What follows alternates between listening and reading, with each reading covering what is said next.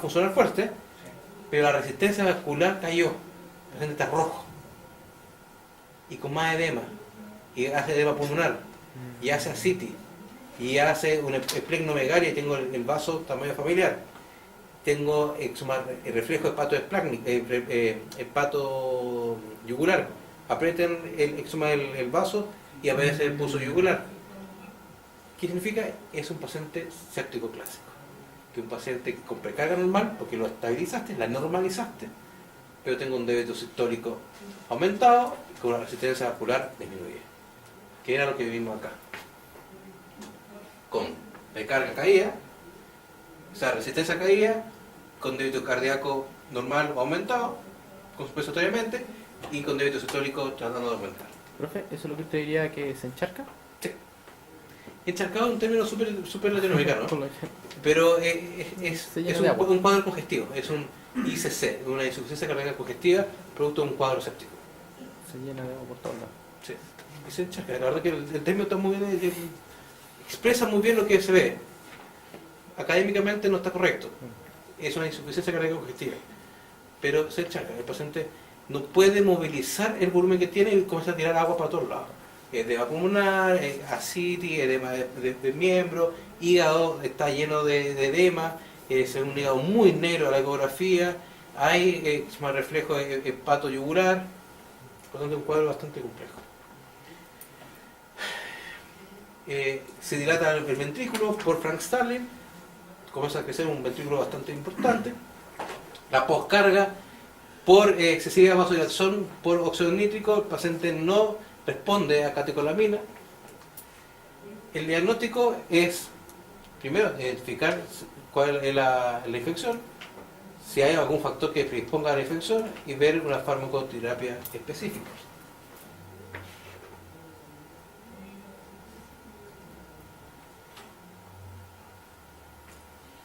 ¿Cómo va el paciente séptico? Un paciente que normalmente está hipotenso, paciente que tiene depresión desde el punto de vista neurológico, hay anorexia, leucocitosis con dirección a la izquierda, vasoconstricción muchas veces, paciente blanco, tengo coagulopatías y puede tener falla sistémica grave. Y ese es el paciente que normalmente vamos a tener en estos casos. ¿Qué debo hacer con estos pacientes? Muchas veces radiografía y ecografía son muy útiles. Si hay líquido en cavidades, sacar ese líquido y analizarlo. Puede estar el foco, puede ser una pericarditis, puede ser una peritonitis infecciosa, perfectamente. Si no encuentra el foco, el 40% de los focos de infección en animales está en el pulmón, el 20% en sangre, el 20% en abdomen y el 15% en urinario. Y ese 15% es un problema. Cuando ustedes no encuentran un foco, normalmente está en el sistema urinario y normalmente en uretra. Porque normalmente ahí se nos esconden las bacterias cuando no encontramos en ninguna parte. En mi experiencia, cuando un paciente se hizo una radiografía pulmonar a ver si había una neumonía, no hay neumonía. Hizo una ecografía abdominal, no hay nada abdominal. Tengo una división a la izquierda y no sé de dónde diablo está el foco. Revisé las patas si había algún absceso, no hay absceso. Y no hay ninguna parte, normalmente o está en vejiga o está en uretra. Y ahí tengo una linda cistitis o una ureteritis que está produciendo el cuadro séptico. Por lo tanto, cuidado. Otra cosa importante, algo que la verdad que lo revisé hoy día, de un paper que salió hoy día del JAMA. JAMA es una muy buena revista en veterinaria, tanto mayor como menor. Siempre recomiendo que lo lean. No se queden solamente con lo que ven en las ponencias de los colegas, siempre lean un poco más. JAMA es el número de ahora, de octubre, sale la frecuencia de diagnóstico ecográfico de colegio de hepatitis supurativa en gato ecográfico, y es menos del 10%. O sea, lo más probable es que una vesícula con un cuadro infeccioso en vesícula no sea diagnosticada ecográficamente. Y la única indicación, o sea, la única forma de diagnóstico es puncionando la vesícula, sacando bilis y haciendo un cultivo de bilis. Es la única forma de hacer el diagnóstico. si quieren, se paso el paper, la verdad que lo leí hoy día temprano en la mañana con mi desayuno y estaba muy entretenido. Y es muy, muy útil, porque muchas veces uno le crea demasiado a la ecografía y hay algunas cosas que a la ecografía se le va. Por ejemplo, diagnosticar una hepatitis supurativa, que yo pensaba que era perfectamente diagnosticable con ecografía, aparentemente no lo es tanto. Y salió este mes el número. Así que en gato y perro, en perro se diagnosticó un poco más, pero en gato dijo, si tiene dudas, si usted piensa que puede haber una hepatitis supurativa, saque Billy, pinche. Hay bajo rate, bajo frecuencia de complicaciones y una alta sensibilidad en caso de haber infección. Con ecógrafos pinchan la vesícula, sacan Billy y mandan a cultivar.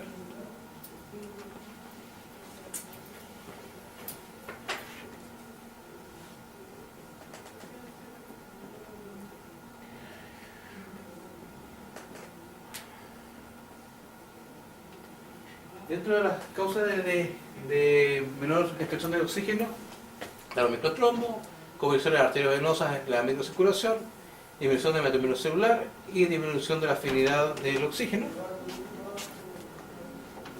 Y llegamos a cómo reanimar a estos pacientes. ¿Cómo reanimar a los pacientes?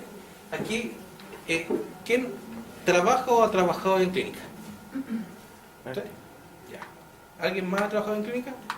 Aunque hayan pasado por afuera. ¿Sí?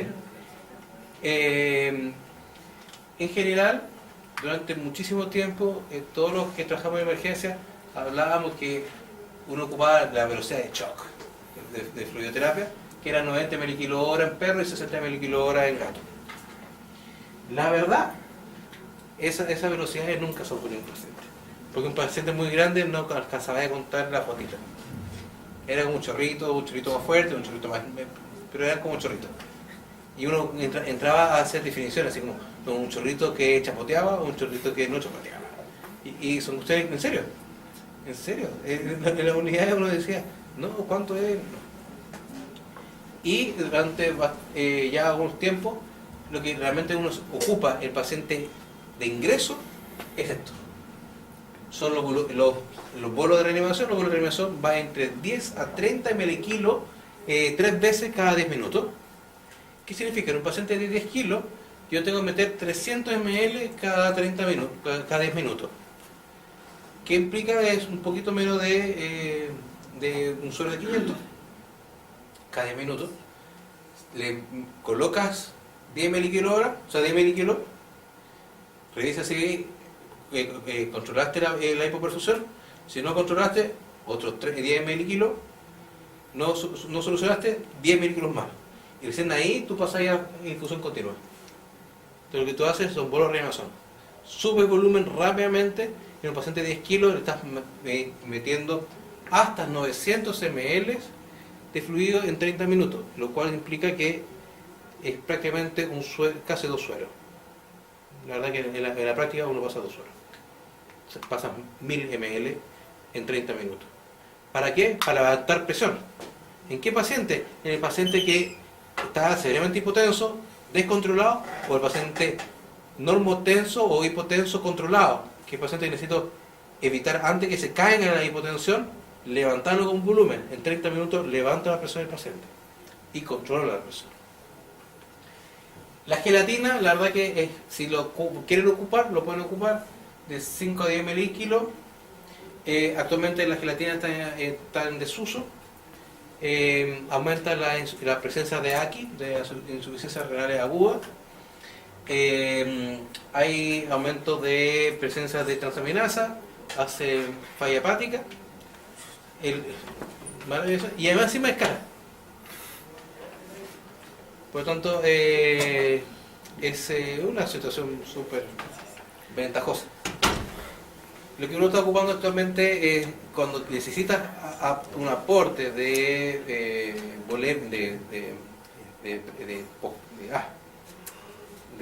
presión oncótica, es albúmina sintética, que es el Voluver, que puede ser isodórica o hipertónica, el volumen isotónico es el azul, el hipertónico el HTC, que es el rojo.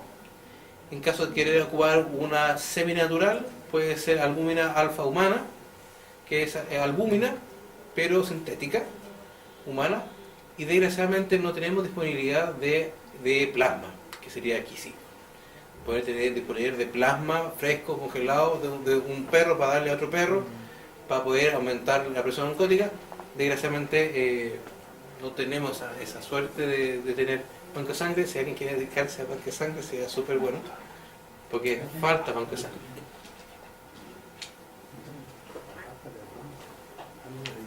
Una consulta con respecto a lo que me he escuchado comentar es que hay un rechazo de que los anticuerpos de los animales eso ¿Efectivo? Sí, efectivo. es muy alto, bajo. A mí me pasó una vez. No. En un cachorro, mira, yo la albúmina, la verdad que al principio le tenía medio recelo porque además que es re cara. Sale como 30 lucas en la bombonita. Y puede ocupar un perro perfectamente 3, 4 bombonitas en un perro grande. Yo lo ocupé durante bastante tiempo en pacientes con parvovirus, anda regio. En un paciente me hizo reacción. Y lo controláis como cualquier cuadro de anafilaxis. Acuérdense de la anafilaxis, el uso de corticoides es cuando el cuadro está muy suavecito. Cuando el paciente hace el shock anafiláctico de frentón, el tratamiento es el uso de epinefrina, no dexametasona. Por lo tanto, lo que uno normalmente hace, cuando ves que está bien el cuadro, puedes poner dexametasona, pero si el paciente no revierte con dexametasona, necesita colocarle epinefrina o adrenalina. ¿Para qué? Para contrarrestar la vasodilatación que hace el cuadro anafiláctico, para evitar que se vasodilate el paciente y baje la poscarga.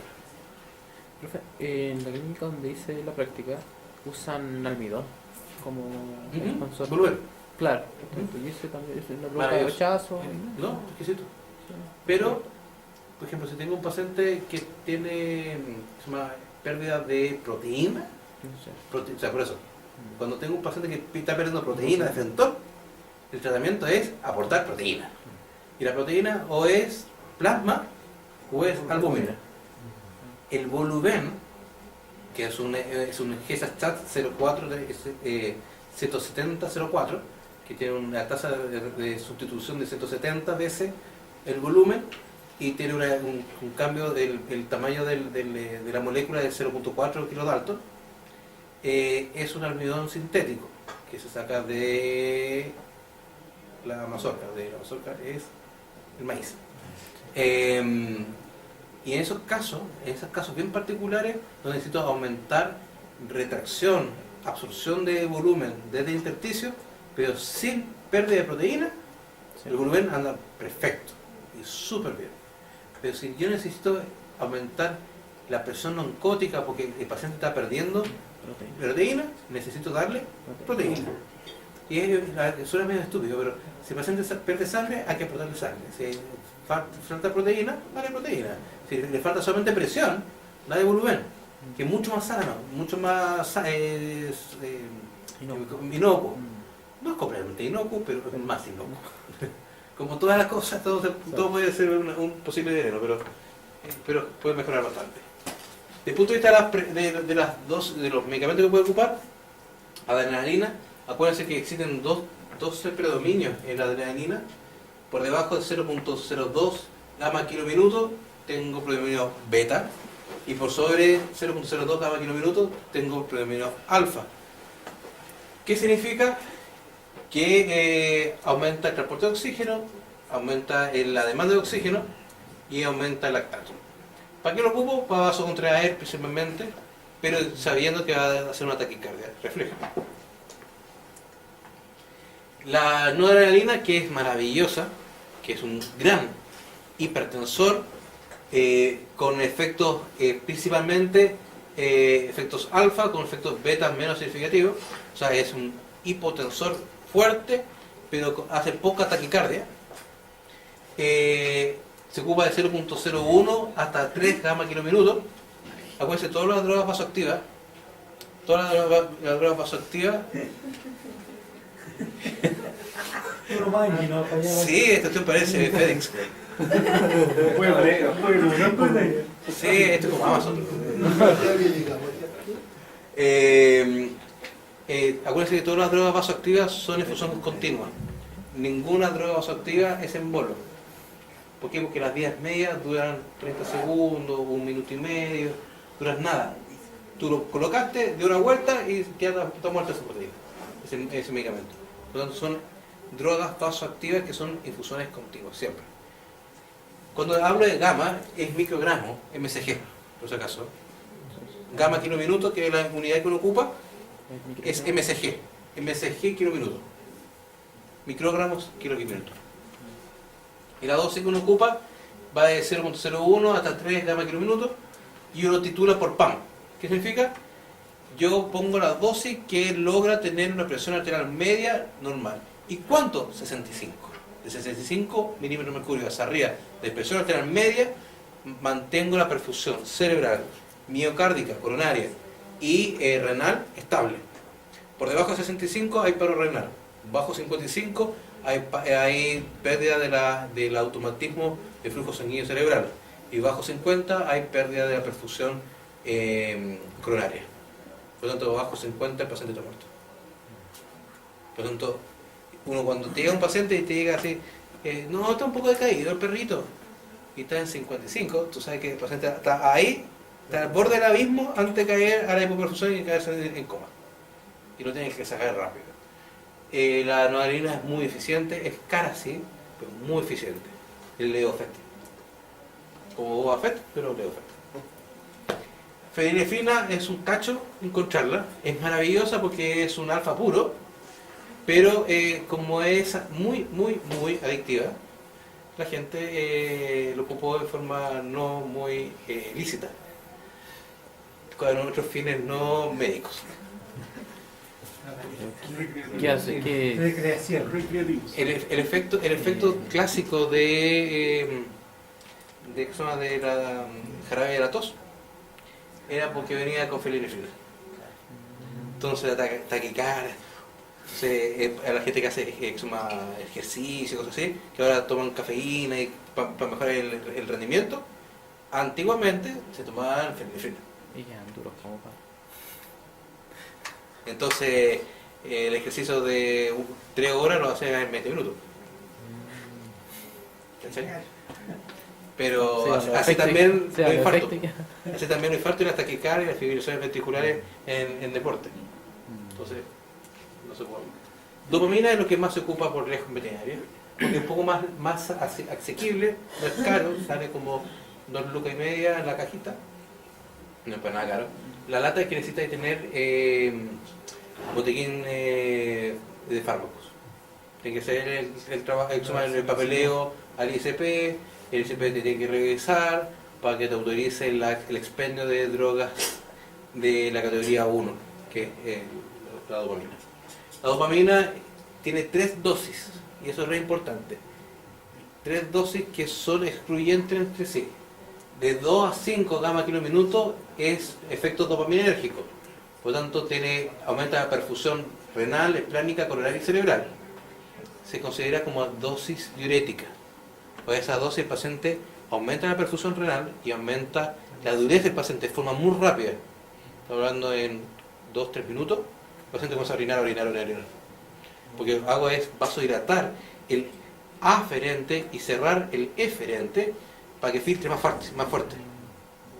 Eso es de 2 a 5. Luego hay una dosis de 4 a 10 que es un desastre porque da taquicardia. Hay que tratar de pasar esa dosis súper rápido. Porque ahí está todo el efecto deleterio de la dopamina. Y ya cuando llegas a sobre 10, el predominio alfa, que es vasoconstrictora con un leve aumento de la presión arterial, con mejora del gasto cardíaco, y ahí es su efecto vasoconstrictor, que uno ocupa. Generalizado. Por lo tanto, esa dosis intermedia, de 4 a 10, uno trata de evitarla porque normalmente ahí aparecen las taquicardias y aparecen también las arritmias. ¿Y no se puede compensar con otra cosa? Que si tu objetivo es vasocontraer, aumentar presión, comenzar de 10 para arriba. Ya. O sea, que si está más crítico, parto con 10. O sea, si quieres subir presión, si tu objetivo es subir presión, tienes que partir de 10 para arriba. El tema es cuánto se demora en llegar a la dosis. Exacto. exacta. Si te vas muy lento, así, cuando son las máquinas antiguas sobre todo, te demoras un rato y haces la taquicardia anterior. Entonces, antes de ver la vasoconstricción, ve la taquicardia del paciente. Cuando son las máquinas modernas de infusión automática, la verdad es que se demoran 4 segundos. Y el efecto que tú ves en dopamina se demoran, con suerte, unos 30 segundos. O sea, tú subes dopamina, la persona, falta un poco más, ya está. Es como jugar como Tetris. Sí. Ya, ¿cuánto le falta? 2 puntos, ¿ya? Entonces va a ir a la maquinita, ya, sube 2 puntos. Y de ahí, ya, falta 2 puntos, ya, está muerto. Es una lata porque cuando el paciente no es séptico, es súper fácil, súper fácil. Cuando es séptico y ya hay vasoplegia y no está contrayendo, ahí tiene que comprar dopamina, dobutamina, norepinefrina, epinefrina, fluido y cruzar los dedos, rezar a todo lo que conocía, llamar a tu abuelita, y comienza a rezar. Saque el rosario. Saque el rosario. ¿Qué tomáis para la extensión, güey? ¿Para qué? Para lograr al menos 65 milímetros de mercurio de PAM, de arterial media. Sobre 65 hay vida. Bajo 65 comienza a haber muerte renal, cerebral, coronaria. Inotrópica. Nunca confundan dobutamina con dopamina. Dobutamina es inotrópica. Dopamina es vasoconstrictora. La dobutamina es para aumentar la fuerza contráctil cuando el gasto cardíaco es inapropiado, pero con una presión arterial normal. ¿Qué significa? Si el paciente tiene hipotensión y se le ocurre darle dobutamina sin corregir la hipotensión, el paciente se hipotensa más. Porque este paciente periféricamente es un alfa 1 beta 2, es un vasodilatador. Por lo tanto, este medicamento se puede dar solamente en pacientes normotensos o con presiones normalizadas. Jamás con pacientes hipotensos, porque lo voy a hipotensar más.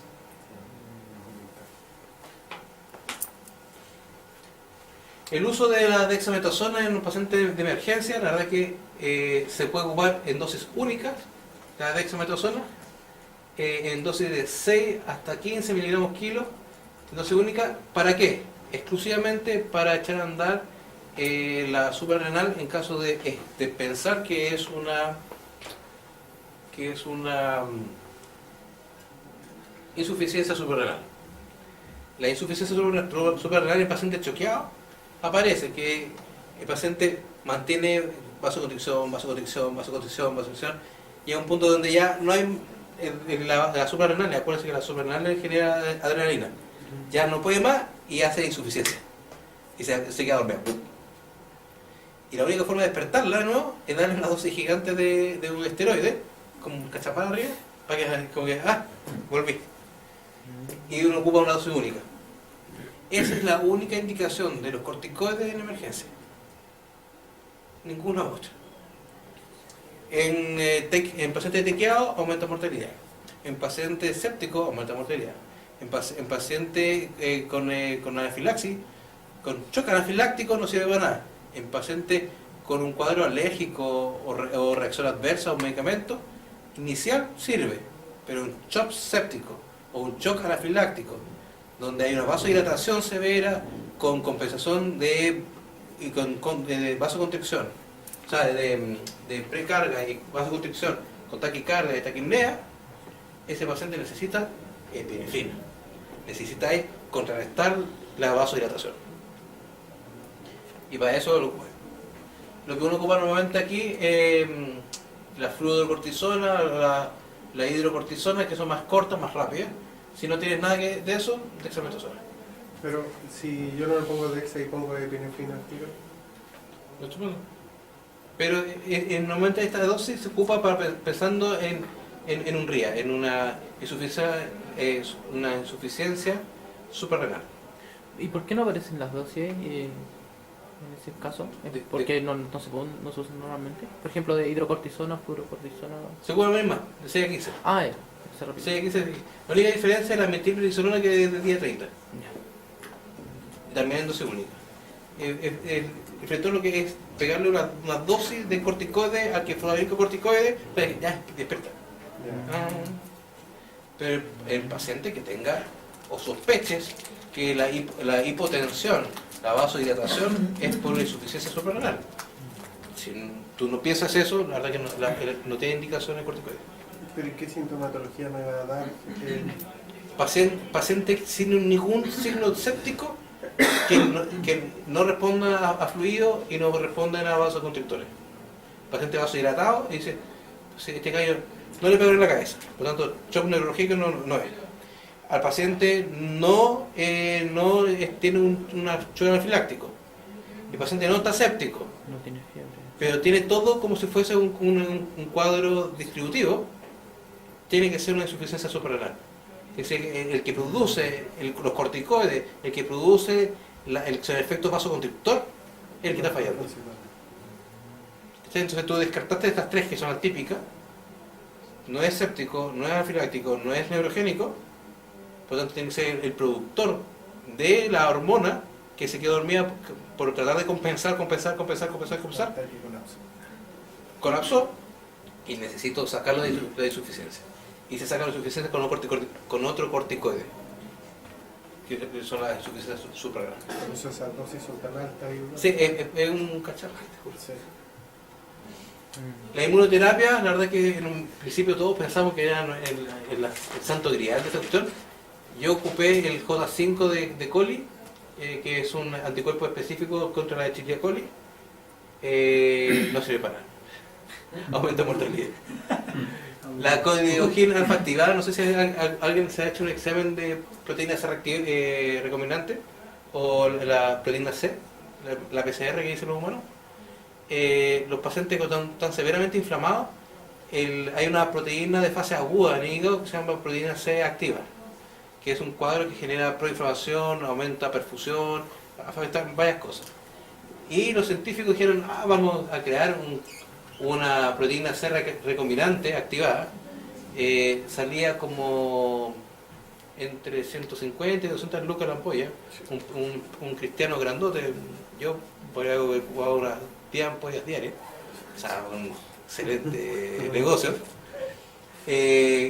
Prometieron que era un buen anticoagulante endógeno, profilinolítico, antiinflamatorio, antiapoptótico, mejora flujo de microcirculación. Bueno, hasta ahí me quería casar ya. Aumenta mortalidad sobre un 14%. El mundo entero se quedó acachado de clorhidrogeno alfa activado, pero acachado, o sea, hay cajas todavía en los servicios de salud de clorhidrogeno que son varios millones de pesos que ya no la van a ocupar porque aumenta la mortalidad. Los AINE, la verdad es que Flumexin se puede ocupar en dosis de 1 a 2 miligramos por kilo. Se piensa que puede mejorar la hipotensión, aumenta el gasto cardíaco, mejora la hipoxemia, disminuye el edema pulmonar, pero ningún estudio serio ha comprobado que sirve para algo.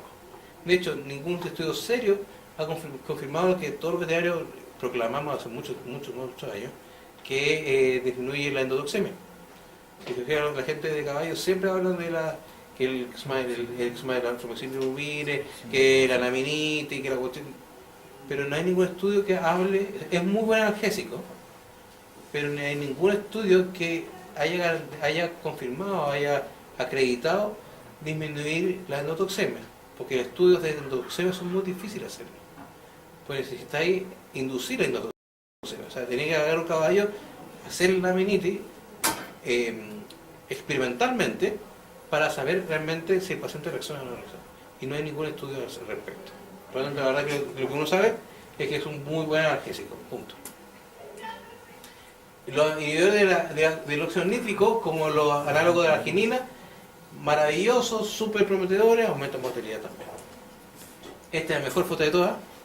Este es el cementerio, tipo Halloween, de la sepsis, donde tenemos los corticoides, el ibuprofeno, el anitoxemia, el HA1A, el anti-CD14, que es un análogo de la clase de diferenciación número 14. Y la verdad que todos los años se agrega alguna lápida más de medicamentos que decían, no, esta es la salvación para la sepsis, ¡pah! Aumenta la mortalidad. ¿Cómo salvamos a los pacientes sépticos y los pacientes de urgencia? Manteniendo una PAS sobre 90, una PAM sobre 65, ya sea con oscilométrico, ya sea como ustedes quieran, pero deben mantenerlo. Pueden ser con Doppler, con un Doppler de 7.5 a 9.5 MHz, se pueden medir la presión arterial sistólica, si no, con el manómetro de la metatarsiana, pero mídanla. Pueden ocupar manómetros de agua, el manómetro de agua es nuestro antiguo de Matusalén. En serio, que fue la primera forma de medición de presión, que era meter un catéter en una arteria y poner una columna de agua hacia arriba y medir cuántos centímetros de agua se mueve la sangre. De hecho, hasta no mucho, el hospital Salvador lo ocupaba en la yugular para ver la PVC, la presión venosa central. Se canulaba la yugular y se veía cuánto es la presión de retorno venoso de la vena cava, que es el retorno venoso del corazón. Y se medía con un agua. Una reglita, una bajada de suero hacia arriba, tapadito la puntita, y veía cuántos centímetros de agua manejaba la entrada de la aurícula derecha. Y funciona espectacular. Por lo tanto, muchas veces, no, es que no tengo tanto equipo. A veces hay que leer un poco cómo partió esta cosa, y muchas veces son sistemas súper lógicos. Durante mucho tiempo en BETS, cuando no teníamos monitores bonitos, con colores, con alarmas por todos lados, lo que hacíamos era agarrar un sistema de tubos bajada de suero, y armábamos un sistema con un manómetro típico de aguja, y lo mirábamos y veíamos como la tía, y teníamos citaria diastólica. ¿Es ideal? No. ¿Pero se puede hacer? Sí. Cuando toma la presión en el manguito, ¿cuántas veces lo toma y se compromete? 5. Sí. 5 se borra la primera, la última, y se promedia las 3 del medio. Esto es médica elástica, esto es el catéter este lindo hermoso, que la verdad que no sirve para nada. La glicémica, cualquier paciente que llegue con alteración de conciencia debe tomarse la glicemia para descartar hipoglicemia del paciente. Por lo tanto, siempre paciente de emergencia, dentro de las cosas que tú haces es te van la temperatura, frecuencia, temperatura, examen clínico, semiológico habitual, también tienes que tomar glicemia, y si tienes lactato, lactato. Y con eso tú sabes si el paciente tiene esa pérdida de conciencia por una hipoglicemia, y el paciente simplemente meterle agua con azúcar y evitar, no, es que debe tener una sepsis, no, si le falta agua con azúcar, chiquillo, lo he comido hace 2 días. Y este lactato, que es del mismo tamaño que el 8, ese ahí, si no tienen equipo de lactato, mi recomendación, compren el lactato este de acá. Este es como el bonito, el lindo, se demora 14 segundos en medir, el gold standard en el mundial, el que se llama lactato scout. Pero ese de ahí, que el Acutren de Abbott, mide glicemia, triglicéridos, colesterol y lactato. Y lo único que tiene que hacer es cambiar la tirita. Entonces hay tirita de glucosa, o la tirita de triglicéridos, de colesterol o de lactato. Se demora 1 minuto, se demora un poquito más, la gota es un poco más grande, ¿sí? Esta es una nada de gota, son 0.12 microlitros. Versión Esta, cada determinación sale como 7 lucas, el equipo sale 120, 140 lucas. Esta, cada determinación sale 2.500 pesos, y la máquina sale 99.999.999, vendido en la Liga de Diabetes Juvenil, que está en Lota, porque ahí lo compré. Y ahí venden todos los insumos, y ya me empecé a hacer barato. y ayudáis a la gente con diabetes con ello. Ya, ¿quieren descansar un segundito? ¿O quieren salir de...? Ya no queda nada. Son un cuarto a las 10. miedo. Sí. Te veía preparado. Bueno, sí, Son un cuarto a las 10. ¿Qué hace agua al pescado? Se toman en serio los turnos. Vamos a quedar como calabaza.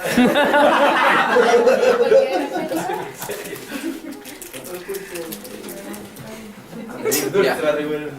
Un poco de ecografía de emergencia. La verdad que la ecografía de emergencia creo que entró para quedarse dentro de la emergencia veterinaria, y ya cada vez hay más clínicas con ecógrafos muy simple, más o menos simple, viejos, jóvenes, adultos, lo que quieran, pero hay ecografía y hay disponibilidad de ecógrafos bastante fácil en veterinaria actualmente. Primera cosa que hay que saber: ecografía pulmonar rápida. El pulmón normal se ve así. Esa cosa de ahí se llama signo del murciélago. Si uno hace una memoria así, una imaginación terrible, parece, esta es la ala del murciélago y aquí está la cabeza del murciélago. ¿Y por qué se debiera ver así? Porque el corte del transductor es a través de la costilla. ¿Para qué necesito saber dónde está la costilla? Porque para saber de dónde hacia abajo es pleura y de dónde hacia arriba es subcutáneo. Y el que me hace la marca son las costillas. Por lo tanto, las costillas me van a marcar si estoy viendo un edema pulmonar o un enfisema subcutáneo. Si yo, en vez de ver unas líneas horizontales, veo unas líneas verticales, esto es edema pulmonar. Esto es un pulmón normal. Por lo tanto, si ven líneas así, pulmón normal. Si ven líneas así, paciente mojado. Esto es un paciente mojado. Edema pulmonar. ¿Y la escuela cometa que nombran? Este es el cola de cometa. Rocket launches. Cola de cometa, ondas B. Término técnico son ondas B. Ondas A hacia el lado, ondas B hacia abajo. Ese es el término técnico. Desde el punto de vista técnico, la escuela de cometa, la escuela de colibrí, cosas que todos le ponen un nombre diferente ahora. Pero el término técnico son ondas A y ondas B. Ondas A son líneas horizontales, ondas B son líneas verticales. Edema pulmonar, paciente normal. No equivocarse con esto. Este paciente es un paciente que tiene el espacio interlobal, o sea, entre un lóbulo pulmonar y el siguiente lóbulo pulmonar hay una confusión de paredes. Por lo tanto, yo puedo ver esa imagen. Eso no es una onda B, sino que es donde se juntan los dos lóbulos. ¿Ya? Disculpe, entonces la onda B nos va a indicar que hay líquido. ¿Qué usa? La onda B nos va a indicar que hay líquido en el pulmón. Esto, Sí. hay edema pulmonar. Edema. Edema pulmonar que puede ser alveolar o intersticial. Este es un pulmón normal. ¿Y en el caso de que fuera pleural, profesor? ¿Cómo se ve? Ya viene. Se llama signo cuadrangular, que es un cuadrado. Así se ve, esa es la pleura, y se ven líneas abajo, que son ondas B, paciente mojado. Si quieren saber si al paciente le falta volumen o no le falta volumen, si el paciente está normotenso, con exoma hemitórax derecho, hacia arriba, aquí está el hígado, diafragma, y esa cosa que se ve ahí, eso es la vena cava caudal, y esa es la emergencia de la arteria hepática, o sea, la vena hepática. Fíjense que este paciente, cuando respira, no se aplasta la vena cava caudal. La vena caudal se mantiene del mismo tamaño siempre. Eso significa que al paciente no le falta volumen. Significa que si el paciente está hipotenso, significa que es un paciente séptico o distributivo, o sea, un paciente distributivo, séptico, anafiláctico o neurogénico. Significa que no le falta volumen. Al contrario, si el paciente se aplastara, es que le falta volumen. Entonces esa hipotensión puede ser por una hipovolemia. Y le falta volumen. Esta medición, o sea, colapsabilidad de la vena cava caudal, es fundamental para definir si vas a necesitar una droga vasoactiva o agua con sal. Fluidoterapia. Si se colapsa, es fluidoterapia. Exacto. Si no se colapsa, puede ser. Exacto. Pero el paciente hipotenso. Y si hay exceso, Ya. no No, va a faltar. va a haber edema. Edema, abdomen, ascitis, edema pleural o algo.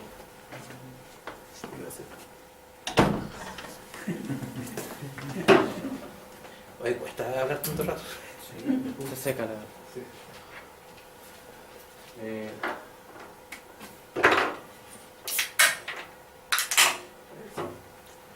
Ya. Ventrículo.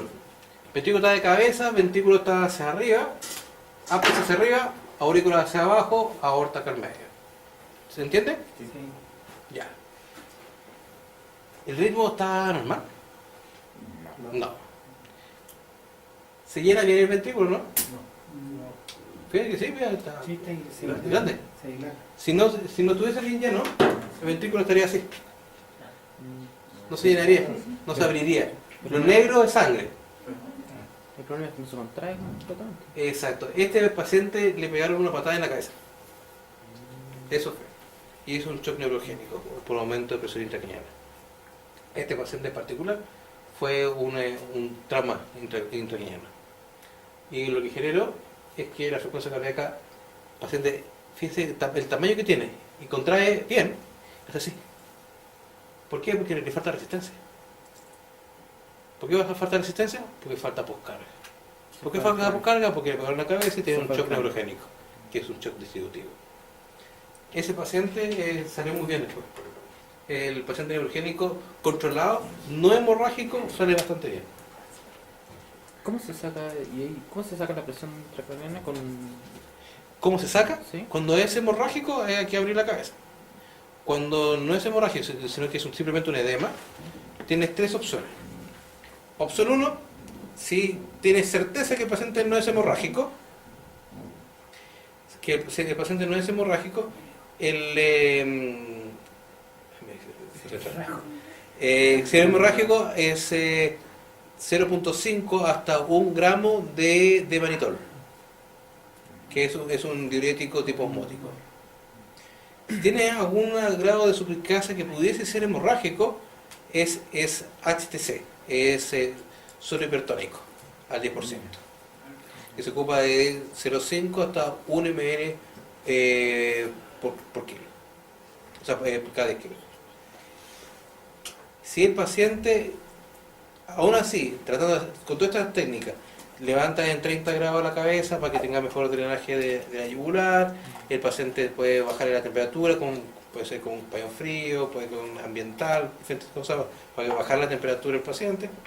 Si no funciona, hay que abrir la cabeza y hacer una craniotomía descompresiva, que puede ser bilateral, lateral, dependiendo el paciente. Siempre una craniotomía descompresiva debe ser amplia para evitar la herniación. ¿Qué significa herniación? Que por el aumento del tamaño del hemisferio cerebral pueda dañarse el hemisferio cerebral al tratar de salir por ahí. Como es cuando nosotros, ¿se acuerdan? Las pelotas de fútbol antiguas y se rompía un casco y salía una pelota. Ya, eso es una herniación. Lo que quiero es que salga, tenga más espacio. Eso se llama ley de Kelly Monroe. Kelly Monroe es igual que Frank Starling para el corazón, para el cerebro es Kelly Monroe.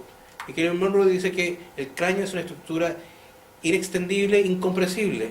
Por lo tanto, cualquier aumento de presión dentro de ella solamente afectará las estructuras que están constituidas y contenidas en ella. Por lo tanto, la única forma de romper la ley de Kelly Monroe es sacando el cráneo y haciendo una durectomía, o sea, sacando la dura madre. Para que, acuérdense, la dura madre es fibrosa. Por lo tanto, mantiene el Kelly Monroe. Tú cortas la dura madre y el cerebro puede respirar, como dicen, respira el ventrículo, el hemisferio cerebral, para que tenga más espacio. Y cuando tiene más espacio, baja la presión intracraniana, mejora la perfusión cerebral, porque bajó la PIC Se evita la isquemia. y se evita la isquemia. En abdomen, fácil. El abdomen normalmente no tiene líquido. Si ven cualquier cosa negra entre medio de las vísceras, es que hay líquido. Líquido. Las vísceras están flotando. Y este es re bonito. Este es un corazón Eso que está ahí, que parece una ameba, una medusa, ¿verdad? Ese es un hemisferio, o sea, un lóbulo pulmonar aplastado. Eso es una atelectasia, producto de un derrame pleural y pericárdico masivo por una hemorragia cardíaca. La hemorragia cardíaca de este paciente en particular es producto de esa cosita que está ahí, que es un tumor, que es un cáncer, que invadió la pared del ventrículo y generó la ruptura del ventrículo derecho Lo perforó. y perforó el ventrículo. Es un desastre. O sea, eso es de nunca acabar. Pero lo que quería que vieran, fíjense cómo se mueve el ventrículo. Se fija que el ventrículo derecho, que está acá arriba, tiende a colapsarse, tiende a aplastarse. Sí. Ya, eso es un paciente con tamponamiento cardíaco. El paciente tamponado significa que la presión dentro del tórax es tan alta que colapsa la pared ventricular derecha. No se confunda nunca, derecha. La izquierda es imposible colapsarla porque tiene hace un pedazo de músculo. La derecha es una mierda que está pegada al lado. Por lo tanto, cualquier aumento de presión aplasta el ventrículo derecho o aurícula derecha. Por lo tanto, lo que usted va a hacer es ver el ventrículo, va a ver el ventrículo izquierdo y el derecho aplastado. Eso, tamponamiento cardíaco, es una emergencia médica. Eso lo que hay que hacer es agarrar una aguja, Y drenar. meter y sacar todo lo que sea posible. ¿Es difícil? Sí. ¿Puede filtrar el corazón? También. Ahora, en ese... Dale, dale. Dale, no, dale. Que en ese caso, si hay tanta presión, el paciente debería estar hipóxico, ¿no? No Sí. debería respirar. Es desmayado, de hecho. Entonces, Claro. O sea, si se colapsa el corazón, también los pulmones, ¿no? bueno, de hecho, Que de hecho ahí está el pulmón colapsado. Eso debe ser un pulmón, pero está atextásico, está ¿No se aplastado. recupera más ese pulmón? ¿Ah? Aunque saque la presión, no se recupera más ese pulmón. Sí, se expande. Ah, Se demora como 20 minutos en expandirse completo. Ahora, en ese caso, si está el ventrículo ¿Colapsado? perforado, por mucho que saque, voy a Perforado. voy a seguir llenando. La única forma de arreglarlo en humano Es es operando el ventrículo y sellando. sellando. Normalmente se sella con pericardio. El pericardio se saca y se hace un tapón con el pericardio, como si fuese una llanta, Un parche de sí, como una llanta de bicicleta.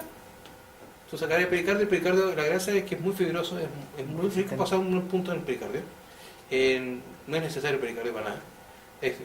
Yo siempre digo que la naturaleza nos dio un biomaterial perfecto, exquisito para pasar un punto. Porque con el pericardio yo he arreglado pulmón cuando está lacerado, cuando tengo lacerado parte de ejemplo del esófago, por ejemplo por arma blanca, o cuando hay penetración por arma de fuego, agarro pericardio y ocupo el pericardio para tapar toda la cuestión. ¿Y saca todo el pericardio o puede sacar un pedacito? Y Depende de cuánto necesites. Ah, ¿se puede dejar ahí con Sí, el pedazo menos? Sí, tú puedes hacer una ventana que saque un cuadrado, uno EMI que sacáis la mitad de acá, o total.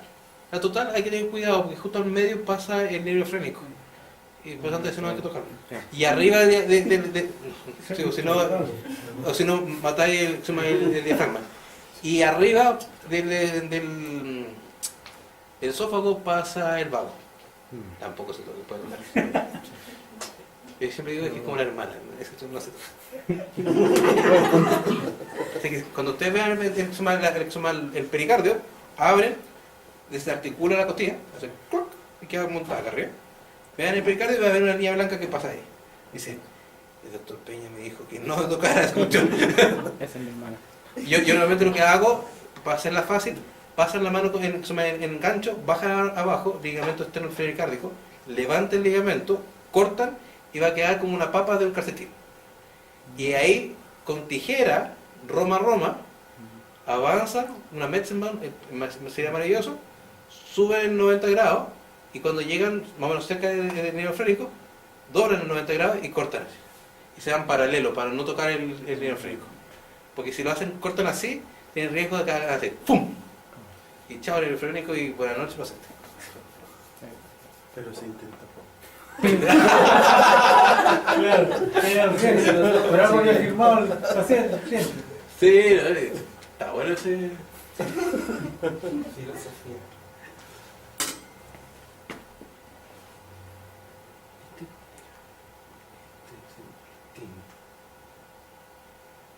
Ah, ya me acordé. Este, en la, en la, en la, en la última clase de cardio vamos a ver una imagen de un chihuahua con en la cabeza dos orificios de de un bulldog inglés, o sea, un bulldog inglés, de un bull mastiff que agarró al chihuahua y hizo ¡clac! Esta es la imagen de Martín. Y se fijan en este paciente, o sea, no tiene por qué fijar. Fíjense que se abre bien el ventrículo y se aprieta a cero. Sí. Se abre el ventrículo, Sí. ese también es otro paciente neurológico, es otro distributivo.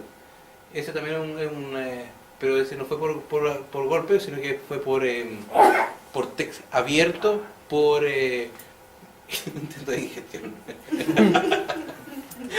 ¿Qué? Un chihuahua chiquitito.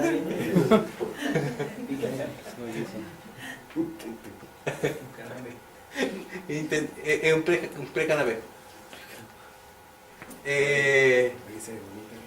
Fíjense la contracción, esta es la pepa.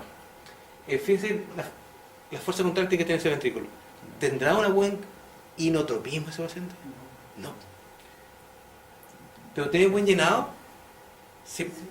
Porque el paciente compensó con aumento de precarga y postcarga. Por lo tanto, tengo aumento de volumen. Está bien llenado. Frank Starling, bueno, así, ¡wow! Pero no tengo fuerza contráctil porque ya se rompió. Este paciente es un paciente cardiológico típico. El paciente tiene un tumor acá y tiene, fíjense acá arriba.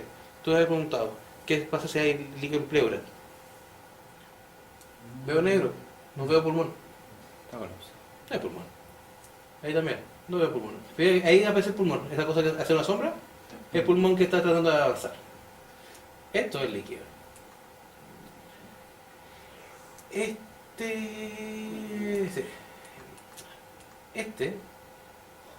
es la renata. Y son los videos.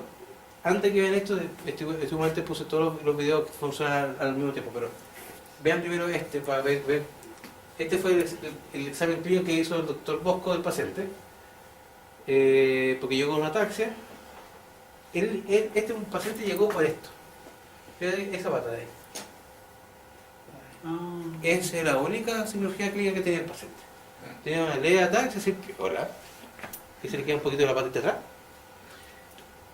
Que eso fue como a las 4 de la tarde, una cosa así. Llegó por una ataxia, porque el doctor Bosco dijo, ¿sabes qué? No encuentro nada. Tiene una ataxia, sí, pero no parece celebrar. Hizo todas las pruebas, para arriba, para abajo, lo golpeó por todos lados. El paciente terminó entero morado. No. Y dijo, no, esto es vascular. Me lo mandó a cardiovascular como jefe de cardiología. Revisamos al paciente. Dije, doctor, ¿sabe que tengo algo al lado del corazón? Vamos a hacer una radiografía. La radiografía salió un tremendo absceso gigante. ¿Qué es ese? Absceso de casi 2 litros. Así. Maravilloso. Ocupaba todo un pulmón. Paciente de 14 años. Y entramos a pabellón con 14 años a sacar un pulmón. Y el paciente salió excelente. Y está vivo hasta el día de hoy. En pabellón nos hizo taquicardia supraventricular de 255 latidos por minuto. Antes de entrar a pabellón, la hora antes de entrar a pabellón, porque preparar un pabellón de cirugía torácica es armar un equipo, imagínense, pueden ser 2 horas de pabellón, como pueden ser 6 horas de pabellón, tranquilamente. Necesitamos 2 anestesistas para que vayan descansando en rotación. Estar 6 horas sentados en un banquillo, hay que ser valiente. Y mantenerse concentrado durante 6 horas, hay que ser sobrehumano. Por último, entre los dos cirujanos, el primer cirujano era yo, el segundo cirujano el doctor Jeff, íbamos turnando. Porque tratar de sacar esta opción era un tétrico. Porque el riesgo que teníamos es que sí o qué, esto es una cavidad, pinchémosla, vaciémosla y saquémoslo como un globo vacío. Ya, podría ser. El problema es que si cae a suma cavidad, va a ser un cuadro séptico maravilloso y todo lo que avancé lo voy a tirar para afuera. Otra opción es sacarle una costilla para poder sacarlo por ahí, porque no caía, era más grande. Fíjense que el tamaño gigante que tiene y no cae por ahí. La otra opción era abrir diafragma y sacarlo por abdomen. Y esas son todas las opciones que tenemos para sacarlo. Gracias a Dios, yo trabajo principalmente en cardiocirugía, cirugía renal y vascular. Eso es lo que hago en cirugía. Pero Jeff es cirujano general. Dijo, no, Juan Pedro. Preparó un subcampo por dentro del tórax, aplastando corazón para un lado, y vació el absceso y lo sacó vaciado para arriba y salió espectacular. Eso es tener los pantalones más que bien puestos. Y lo sacamos espectacular, al día siguiente sacamos los tubos de tórax, el paciente nunca filtró, y a la semana se fue a su casa sin ataxia, y estaba convulsionando. Una hora antes de entrar al pabellón comenzó con convulsiones. ¿Y por qué? Porque este aumento de presión estaba aplastando el ventrículo, no había llenado ventricular derecho por aplastamiento, y por lo tanto el ventrículo ya no estaba funcionando. Y el paciente tenía una hipoperfusión producto de esta masa gigante que era el absceso. Y el paciente salió muy bien.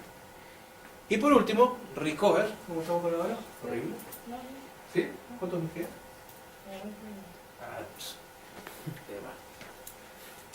Recover es el protocolo que a partir de 2006 nos rige en lo que es reanimación cardiopulmonar.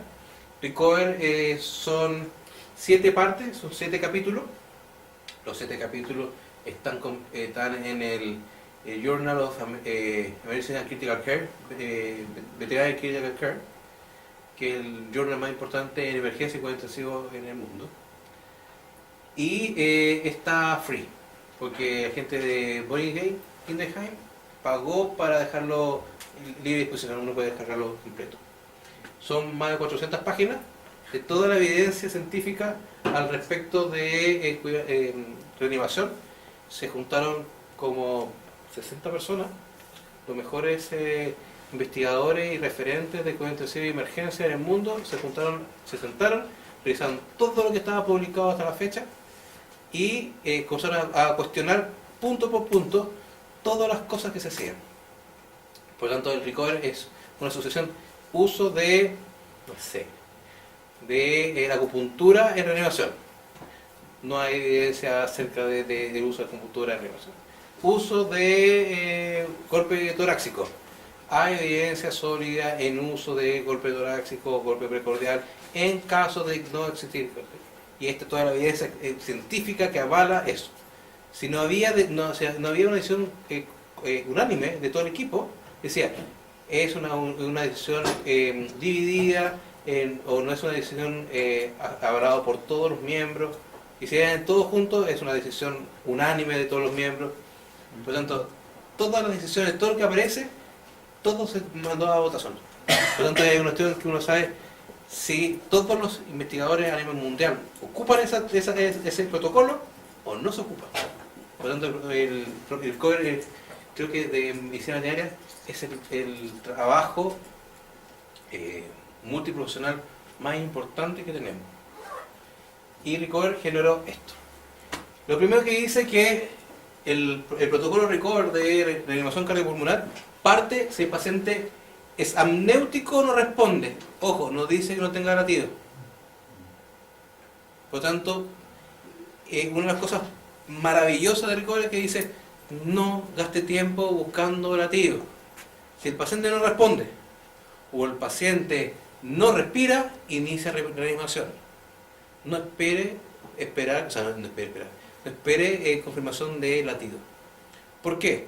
Porque en las mejores condiciones un reanimador con experiencia en un paciente hipovolémico tiene una sensibilidad del 10% para determinar si hay pulso o no hay pulso en 2 minutos. Por lo tanto, las posibilidades de que le achunte son ínfimas. Normalmente no lo van a encontrar. Por lo tanto, si el paciente no respira o no responde, inicia el protocolo Recover.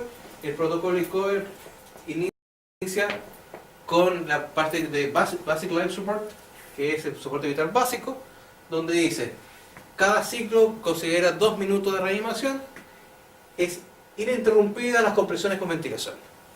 Esa es la primera cosa que dice Recover. Recover dice que una vez que el paciente esté invadido y controlado, las compresiones y la ventilación deben ser ininterrumpidas, las compresiones y la ventilación. Una vez que partiste, no se para. Antiguamente uno hablaba del ABC, actualmente uno habla del CBA. Parte con circulación, después vía aérea, después ventilación. Recover lo adapta y efectivamente nosotros partimos con compresiones. Compresiones torácicas, donde son compresiones lateralizadas, dependiendo del tipo de tórax. En paciente de tórax quilloso, tipo galgo, en la compresión son sobre el corazón en la zona axilar, o sea, acá arriba. Si el paciente de tórax tipo estándar, tipo labrador o tipo pastor alemán, es donde termina la apófisis foide en la zona más ancha, acá.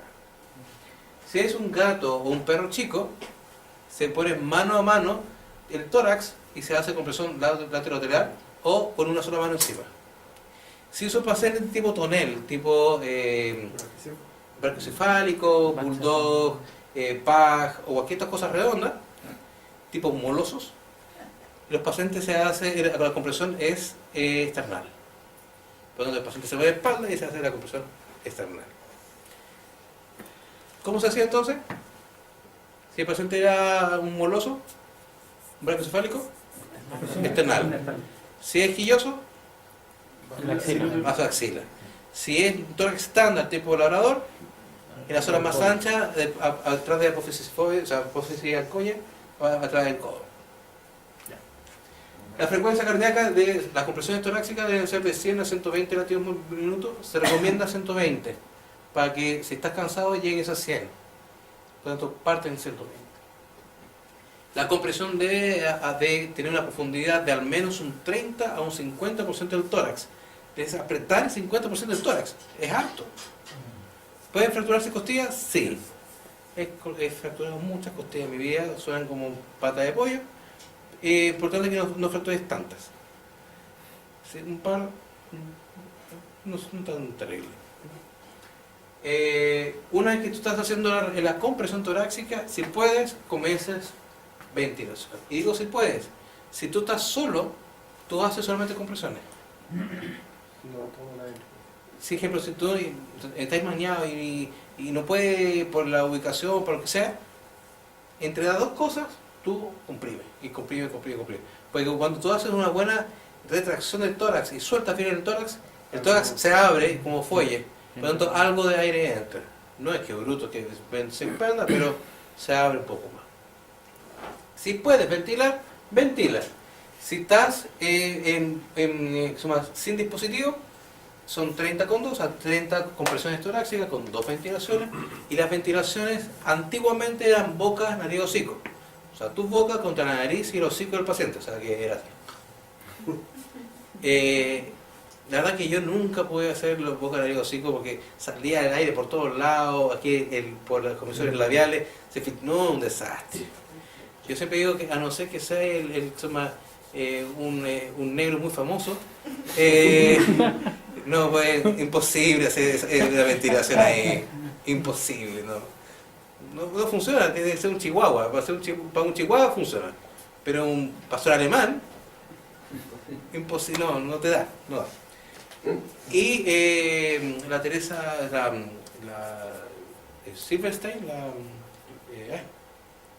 doctora Silverstein, hace mucho tiempo habla de que la ventilación debería de ser boca-nariz y cerrar boca.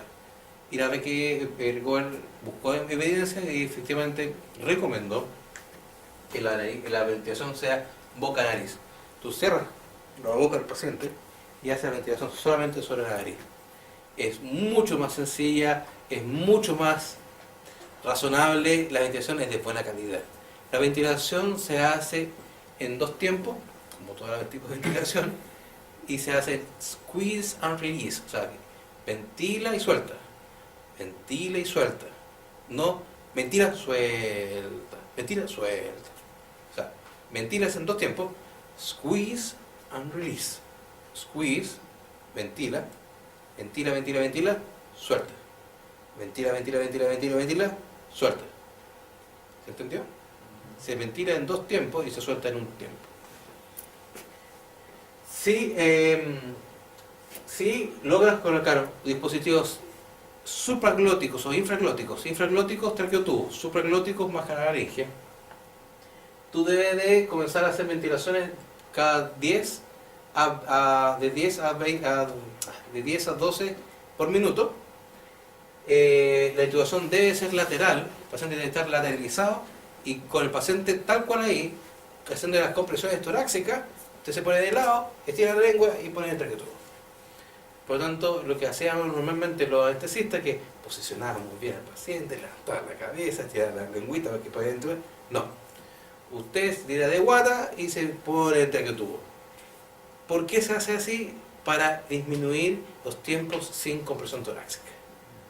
Entonces usted tiene 15 segundos de tiempo para poner un traqueotomo. Si en 15 segundos no lograste poner el traqueotomo, abortas la misión, cierra la boca, ventilas, tu colega sigue haciendo otros 15 segundos de compresión, mientras que tú nuevamente intentas la operación. Si nuevamente no alcanzas, abortas nuevamente la misión, cierra el hocico, ventila 2 veces, tu otro colega vuelve a hacer otros 15 segundos y esos otros 15 segundos más trata de poner el traqueotomo hasta lograrlo. Profesor, ¿y qué pasa con las razas gigantes? Porque estamos hablando de las tres. Por ejemplo, un San Bernardo, un Boyero Rey. Cualquier cosa sobre 40 kilos, la indicación, si el equipo médico está familiarizado con la técnica, si tienes unidad de cuidado intensivo en el lugar, es hacer una compresión torácica a tórax abierto. Abrir tórax, agarrar el corazón y comprimir el corazón directo. Porque todas estas compresiones que son a tórax cerrado, por debajo de 40 kilos funciona bastante bien, sobre 40 kilos funciona pésimo.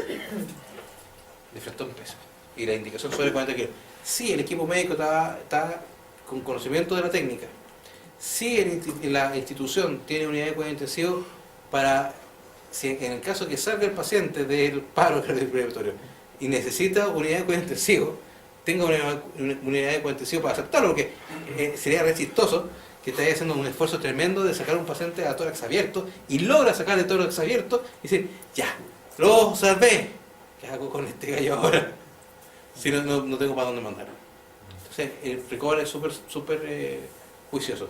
Si tú no tienes unidad de cuidado intensivo en el lugar y el equipo médico no está con las competencias necesarias para hacer una toracotomía de emergencia con compresión torácica o sea, masaje cardíaco a tórax abierto, no lo tiene, usted hágalo a tórax cerrado, sabiendo que la tasa de recuperación es muy baja. Esa es la indicación de recovery. Cuando ya está intubado, la compresión y las ventilaciones son simultáneas. O sea, que significa que usted cuenta 1, 2, 3, 4, 5, 6, 7, 8, 9, 10. Ventilación y compresión. 1, 2, 3, 4, 5, 6, 7, 8, 9, 10. 1, 2, 3, 4, 5, 6, 7, 8, 9, 10. 1, 2, 3, 4, 5, 6, 7. Y ahí nunca más paraste. El compresor nunca más para. ¿Hasta qué? Hasta que llegues a este punto que está acá. Que está aquí.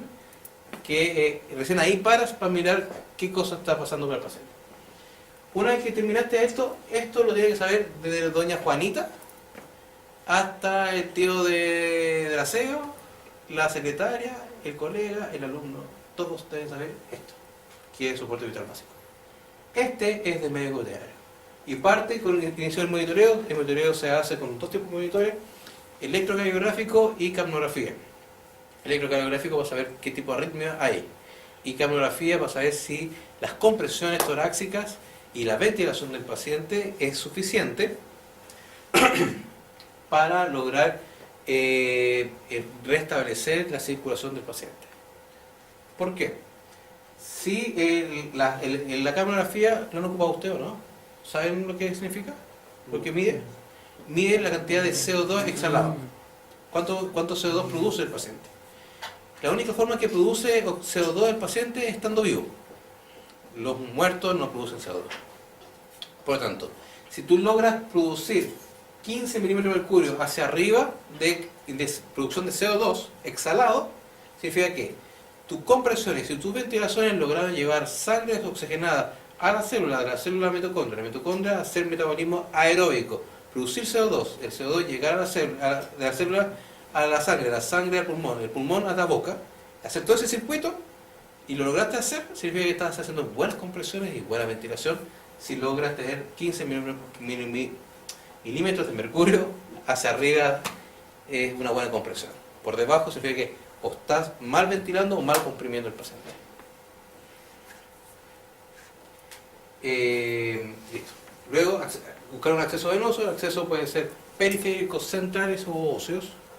Y en caso de medicamentos también puede ser intrataquial. Intrataquial son 4 medicamentos: lidocaína, adrenalina, naloxona y atropina. Todas esas se pueden poner por vía intratraqueal.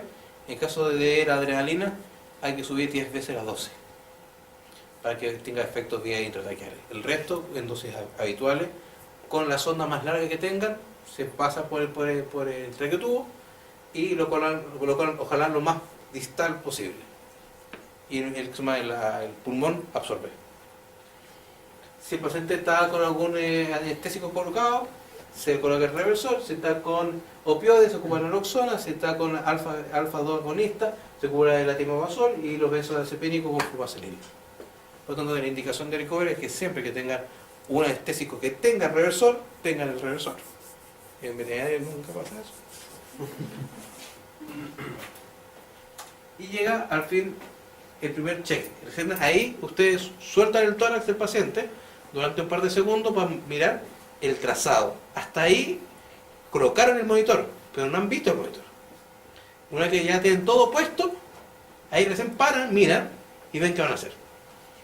Si hay fibrilación ventricular o taquicardia ventricular sin pulso, siguen este camino. Si hay asistolía o actividad eléctrica sin pulso, siguen por esta vía.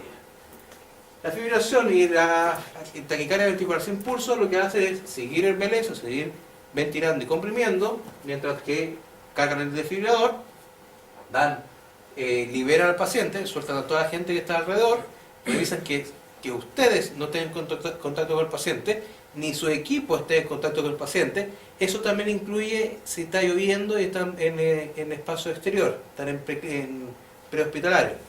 Si hacen un paro en prehospitalario y necesitan desfibrilar al paciente, está lloviendo, tienen que levantar al paciente y llevárselo a un lugar seguro para poder hacer la desfibrilación. Mientras tanto, ustedes siguen comprimiendo. Hacen un shock. Antiguamente el protocolo anterior eran 3 shocks. El protocolo recovery actual dice un shock.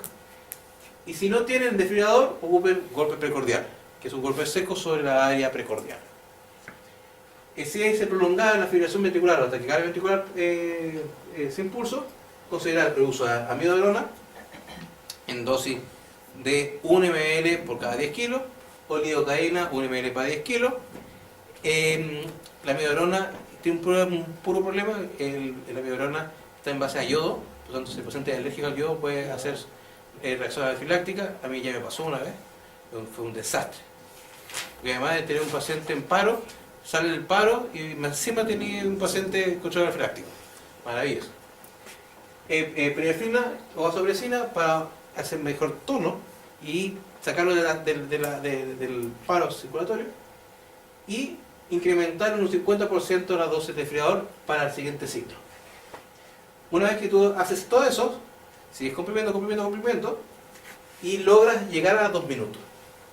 En 2 minutos nuevamente cambia de compresor, o sea, la persona que está haciendo compresiones cambia por otra persona que tenga brazos más frescos, y mientras tanto tú vuelves a mirar el electro y miras el electro y decides si sigues con este protocolo o con este protocolo, o si el paciente salió del paro.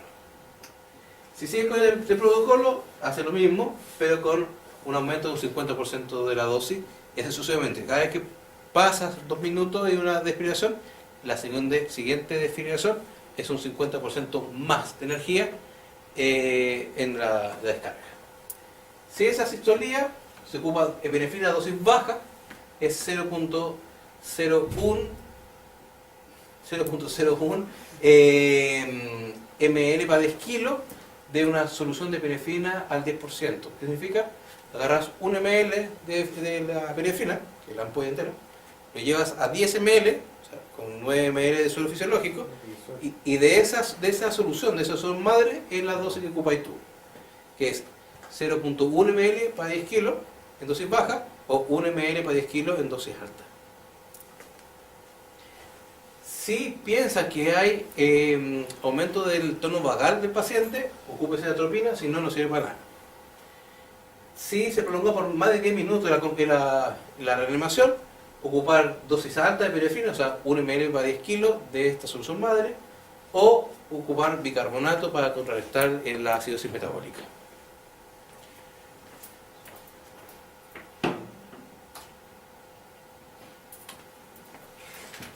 Lo único que yo exijo siempre es que ustedes aprendan